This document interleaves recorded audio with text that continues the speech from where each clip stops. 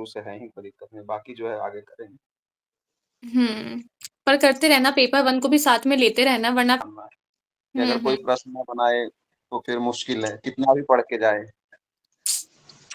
ये चीज़ मुझे मुखर्जी नगर में सिखाया मैडम, बहुत पहले मैं मुखर्जी नगर में जब रहता था ना, तो मैंने हुँ, यही सीखा है कि चाहे जितना पढ़िए आप, इस बार भी मैंने बिल्कुल भी नहीं पढ़ा, इसलिए नहीं तो मैं 145 मार्क्स मैंने लाया था, वो बिल्कुल पढ़ा भी नहीं मैंने। वो तो पहले का कभी पढ़ा हुआ दिमाग में चीजें बसी थी इसलिए, लेकिन प्रैक्टिस सेट तो बहुत काम करती है, उसके बिना तो आप पास ही नहीं कर सकते। ऑब्जेक्टिव जो हाँ, क्वेश्चन होते हैं। प्रैक्टिस करोगे ना तभी आपको पता चलेगा कि भाई क्या वाकई में क्वेश्चन पूछे जा रहे हैं, मुझे वहां पे दिमाग किस तरीके से चलाना है, क्योंकि एक चैप्टर को पढ़ना अलग बात होती है, उसको क्वेश्चन में जब आप एग्जाम में अप्लाई करोगे तो उसको अप्लाई किस तरीके से करना है वो बिल्कुल ही अलग बात है, और वो आपको तब समझ में आएगा जब बार बार क्वेश्चन की प्रैक्टिस करोगे, तभी वो दिमाग बैठेगा कि अच्छा ऐसे क्वेश्चन मुझसे पूछे जा रहे हैं तो अब ऐसे क्वेश्चन को मेरे को इस तरीके से सॉल्व करना है, मैं एलिमिनेशन टेक्निक लगा के भी सॉल्व कर सकती हूँ, मैं इस तरीके से भी सॉल्व कर सकती हूँ, सिर्फ और सिर्फ वो प्रैक्टिस से ही होगा। तो प्रैक्टिस तो मस्ट है, वो तो करनी ही है। वही है ना, जैसे क्लास में पढ़ना अलग चीज है, बट उसी चीज को बैटल फील्ड में परफॉर्म करना। मैं बार बार हम्म। हमेशा हमेशा मैं अपनी लाइफ में इस चीज को मानता हूँ, गीता की यही लाइन मुझे अच्छी भी लगती है कि द्रोणाचार्य भले बहुत बड़े टीचर रहे हो, लेकिन जीत तो अर्जुन की ही हुई, क्योंकि बैटल फील्ड में अच्छा परफॉर्म किया उसने। तो हाँ, तो मैं बस वही हमको करना है। बोल सकता, क्योंकि आप मेरे से 2 कदम आगे हैं। आपने जितने टॉपिक पढ़ा दिए मैंने उतना कवर किया नहीं, तो मेरा ऐसे बोलने का ये हक अभी नहीं बनता है। लेकिन कोई नहीं, नेक्स्ट वीक तक मेरे पास टाइम है, अगर कवर कर लेंगे, जैसे ही टॉपिक खत्म हो जाता है ना, फिर आप मैक्सिमम हम लोगों को एक बार प्रैक्टिस करवा दीजिएगा बस। एक अब बार प्रैक्टिस अपना हो ये सिलेबस कंप्लीट हो जाए ना, हाँ। आपका अभी ये पीपल डेवलपमेंट एनवायरनमेंट वाला जो चैप्टर है वो फिनिश हो गया है, ठीक है। अब उसके हुँ, बाद में आपको हायर एजुकेशन की क्लासेस मिल जाएंगी, उसके बाद में हम मैथ्स रीजनिंग करेंगे, फिर आईसीटी, एक दो चैप्टर ही बचे हुए हैं, वो कंप्लीट हो जाए, फिर प्रैक्टिस ही कराऊंगी मैं बस, और कुछ नहीं कराऊंगी। क्योंकि वही वही इस बार भी 25 या 26 26 क्वेश्चंस मेरे सही हुए थे। हम्म। तो क्योंकि मैथ्स रीजनिंग वाले सही हुए, रिसर्च वाला सही हुआ और एनवायरनमेंट वाला सही हुआ। जो जो चीज पहले प्रीवियस में पढ़ा हुआ था वो चीजें सही हो गई थी। जो कभी पढ़ा नहीं था तो वो तो बस ऐसे ही रहा। तो हाँ, मैं तो एक मैं बार सिलेबस कंप्लीट हो जाएगा ना फिर प्रैक्टिस ही कराऊंगी। अब मैं बिना सिलेबस के आपको अगर क्वेश्चन दे दूंगी तो वो आपका पढ़ा हुआ भी नहीं है, तो आप उसको कोई कैसे सॉल्व मतलब करोगे? फिर वो कोई आपको मतलब आएगा भी नहीं, फिर आप डीमोटिवेट हो जाओगे कि मुझसे तो क्वेश्चन ही नहीं सॉल्व हो रहे हैं, तो इसलिए मैं भी प्रैक्टिस नहीं करवा रही हूँ। एक बार पूरा सिलेबस कंप्लीट हो जाएगा, फिर आपने पढ़ा हुआ भी रहेगा, तो जो आपको नहीं आता है आप उसको रिवाइज कर लेना, जो आता है उसको क्वेश्चन में अप्लाई करके देख लेना कि भाई मेरी कैसी परफॉर्मेंस है। हाँ वही 10-20 जैसे 25-26 तक हुआ, इस बार 30+5 ही रहा ना। तो उतना हम्म। तो रहना ही रहना है, अगर प्रैक्टिस करेंगे और भी लोग मिलजुल के सब साथ में करेंगे ना प्रैक्टिस, थोड़ा सा ऐसा सिस्टम जनरेट कीजिएगा कि सबको पता चले कि हाँ हमारी मतलब रैंकिंग क्या आ रही है, परफॉर्म कैसे कर रहे हैं। हाँ हाँ, हाँ, बिल्कुल, मैं आपसे आपको टेस्ट पेपर दूंगी, उसके बाद में आपके मैं सबके स्कोर्स पूछूंगी, सब अपने अपने मार्क्स बताना कि किसके कितने क्या स्कोर्स हैं, फिर मैं आपको वहां पे एक्सप्लेनेशन दूंगी, उसका आंसर की प्रोवाइड करूंगी, आंसर की में अपने आंसर चेक करना, फिर उसकी एक्सप्लेनेशन की वीडियो भी दूंगी, वीडियो में देखना अभी कौन सा क्वेश्चन मेरे को समझ में नहीं आया है, मेरे से पूछना, बहुत अच्छे तरीके से हम प्रैक्टिस करेंगे, एक बार ये कंप्लीट हो जाए कोर्स फिर उसके बाद में।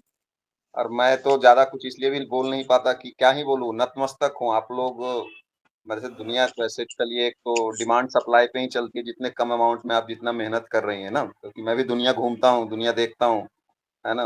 हर हर तरह से देश विदेश गया हूँ इतना जॉब के चक्कर में। तो आप लोग जितना करा रहे हो उसमें कुछ बोलना भी थोड़ी सी शर्म लगती है कि अरे, एक तो मैडम समझ रहे हो बात को आप, बहुत बहुत हम्म। करा रही हैं आप, जितना आप करा रही हैं इम्पॉसिबल है मैडम इतने कम में। बस वही है, एक प्रैक्टिस सेट बढ़िया हो जाएगा तो जो मटेरियल आप दे रही हैं, मेरे समझ से और भी लोग जो बोलें मुझे नहीं पता, बट मुझे मुझे कोई प्रॉब्लम नहीं है। जी जी, बिल्कुल बिल्कुल। और किसी का कोई डाउट है?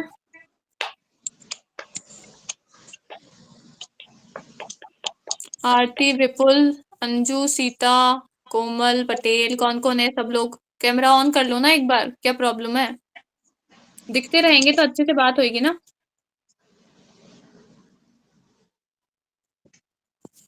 पूछो अपने डाउट्स।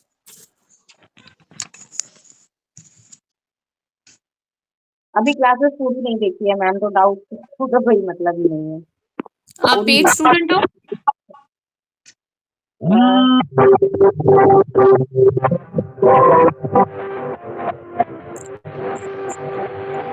यही था, हमारे मैथ्स थोड़ा मैम सा वीक है, बहुत वीक ही है।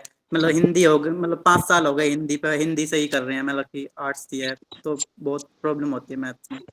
हाँ, तो अभी से ही अब है ना डेली प्रैक्टिस करते रहो मैथ्स की। तो आपको लग रहा है मैथ्स वीक है, मैथ्स और रीजनिंग डीआई से आपको पता है कि 10 क्वेश्चन पक्के आएंगे, तो उस पोर्शन को 10 क्वेश्चन यानी कि 20 नंबर उसको रोज प्रैक्टिस करो और 20 नंबर बहुत अच्छे से पक्के कर लो कि ये 20 नंबर में से कम 18 तो आए ही आए, इतने तो आने ही चाहिए, है ना। और मैम ऐसे ही डीआई की आपका जो प्रैक्टिस आप भी करवा दो। हाँ हाँ, मैं करवाऊंगी डीआई की प्रैक्टिस, मैं भी करवाऊंगी। अगर आप पेड स्टूडेंट हो तो आपको डीआई की क्लासेस भी मिलेंगी। एक बार हमारा धीरे धीरे करके बाकी चैप्टर्स खत्म हो जाए फिर मैं डीआई करवाऊंगी। और मैम सेकंड पेपर में ना मार्क्स नहीं बता पा रहे हैं, जैसे पीवाई क्यू लगाते हैं तो। सेकंड पेपर में कौन सा आपका सब्जेक्ट है? हिंदी साहित्य मैम। तो उसमें सही हुए थे। 32 क्वेश्चन। हाँ, हम्म। हिस्ट्री में अच्छे मार्क्स आए थे।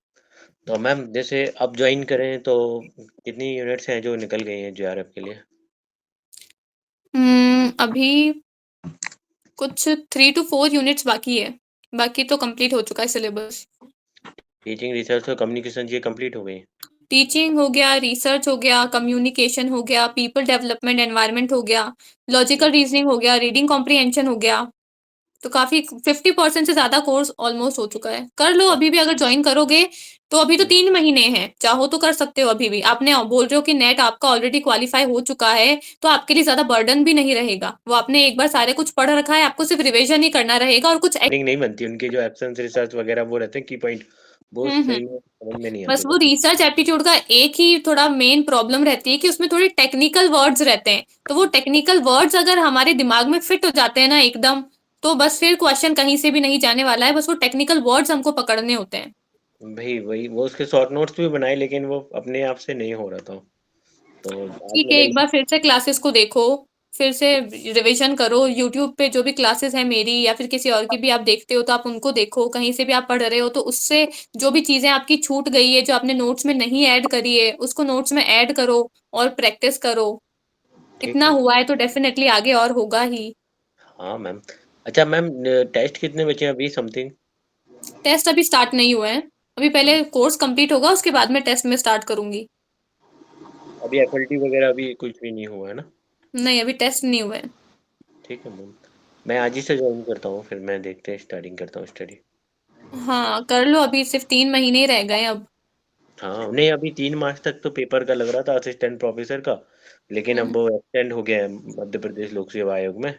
तो अभी अच्छा। तो टोटल फ्री है, अभी तो ये भी फ्री है। करो तो फिर ज्वाइन। ओके मैम, थैंक और किसी का कोई डाउट?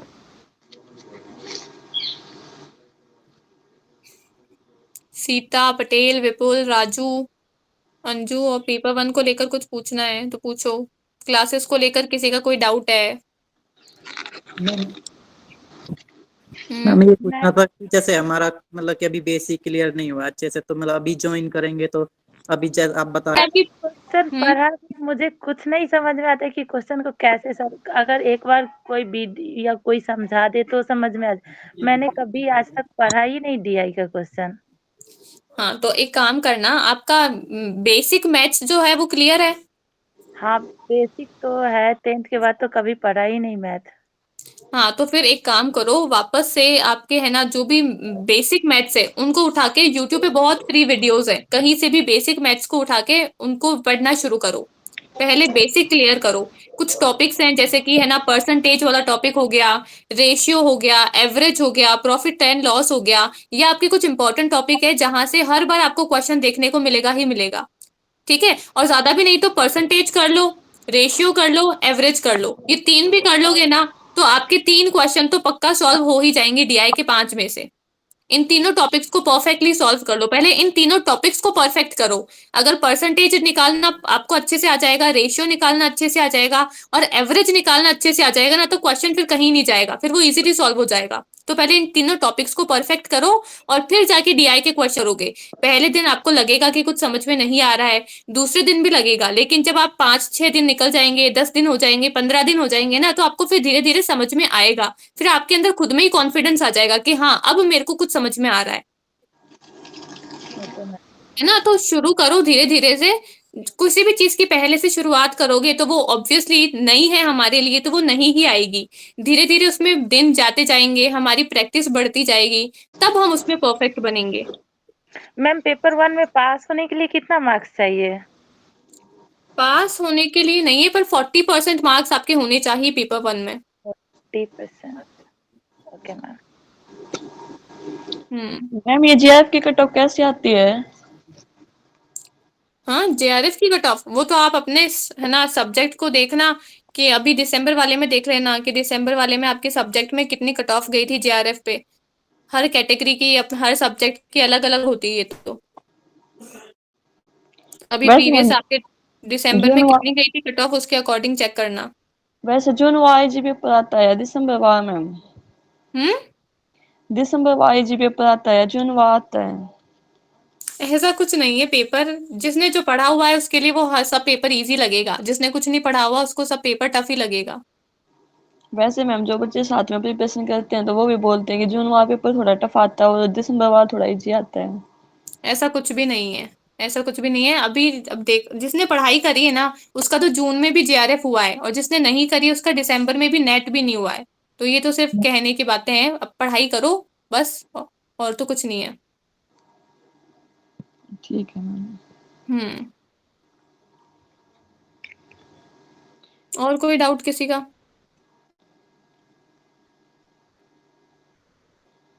जो भी पेड बच्चे हैं उनको समझ में आ रही है मेरी क्लासेस, उसमें कुछ डाउट है? नहीं मैम कोई डाउट नहीं है, मैं देख रही। देख रहे हो आप? अच्छा, समझ में आ रही क्लासेस जो पढ़ा रही हूँ वो? हाँ आ रही है। अभी तक तो मैंने सिर्फ टीचिंग एप्टीट्यूड ही पढ़ा है, उसके बाद कोई नहीं पढ़ा। वैसे मैम अच्छा, पेपर 1 के लिए आप जितना पढ़ाते हो ना सफिशिएंट है ना? हाँ हाँ, इतना कर लो। उसके बाद में अगर आपको लगता है कि कुछ टॉपिक में अगर मेरा कहीं पे थोड़ा कम क्वेश्चन सॉल्व हो रहे हैं, तब आप कहीं दूसरे जगह से जाके कुछ बुक्स उठा सकते हो, मटेरियल देख सकते हो। पर इतना पहले, सबसे पहली प्रायोरिटी इतने मटेरियल को रखो कि जितना मैम पढ़ा रही है एटलीस्ट उतने नोट्स परफेक्टली देखें, सारी वीडियोस को करें और प्रैक्टिस करें, पीवाईक्यूज को सॉल्व करें।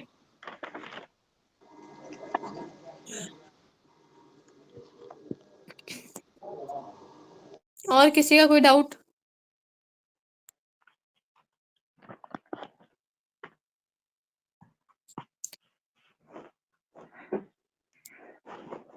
किसी को कुछ पूछना है? और किशन कुछ पूछना है, राजू, विपुल?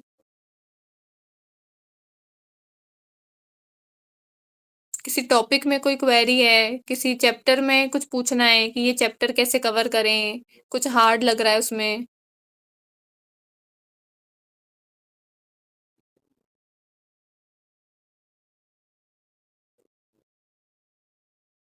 मैम ये सीबीटी के बारे में कुछ क्या बता सकते हैं?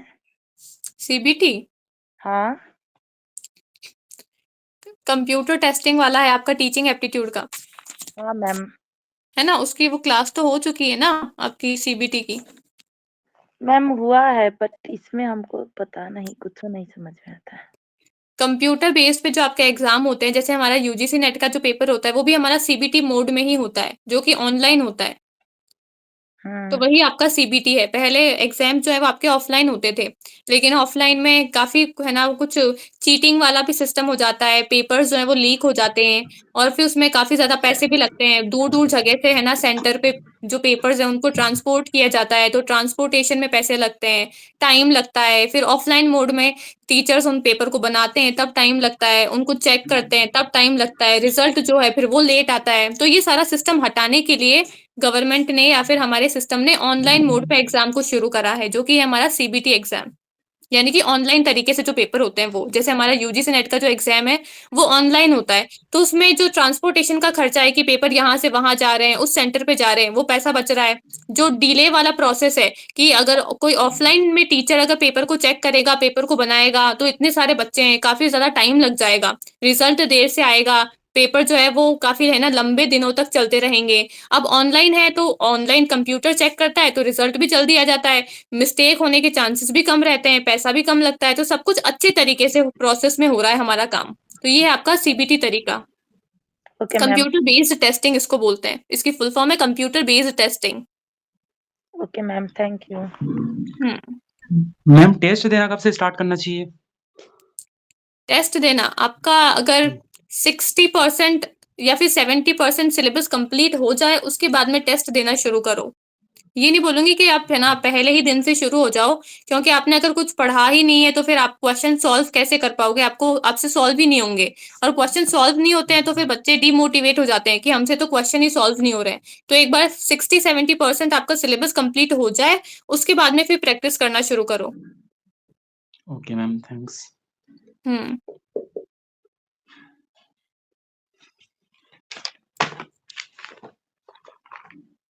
और कोई डाउट किसी का?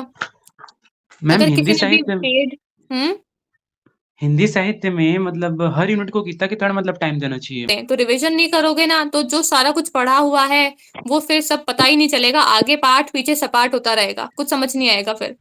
तो पेपर का दिन भी आ जाएगा और सारा मेहनत जो है वो सब पानी में चली जाएगी। तो डेली बेसिस पे रिवीजन भी करते रहना।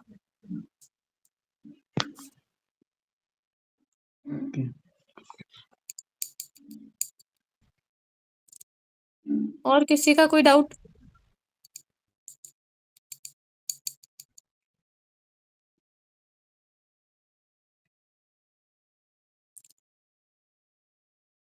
पूछ लो, किसी को कुछ पूछना है तो।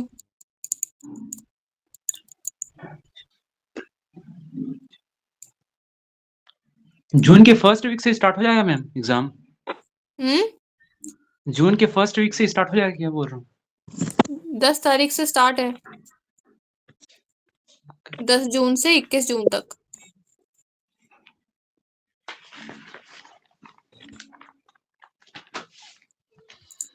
और किसी का कोई डाउट है या सबके डाउट्स क्लियर हो गए? क्लियर हो गया मैम। हो गए, ठीक है। एक बार सब कंफर्मेशन दे दो कि सबके डाउट्स क्लियर हो गए हैं। हो गया मैम। अंजू, पटेल, विपुल, राजू बता दो एक बार। मैम अगली बार कब लोगे आप ये गूगल मीट पे क्लास?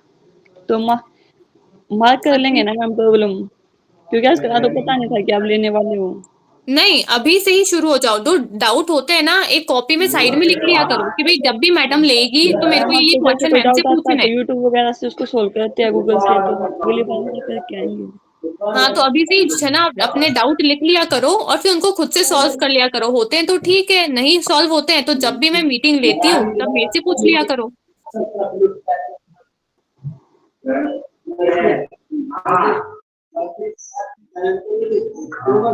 हो गए सबके डाउट्स क्लियर? जी जी।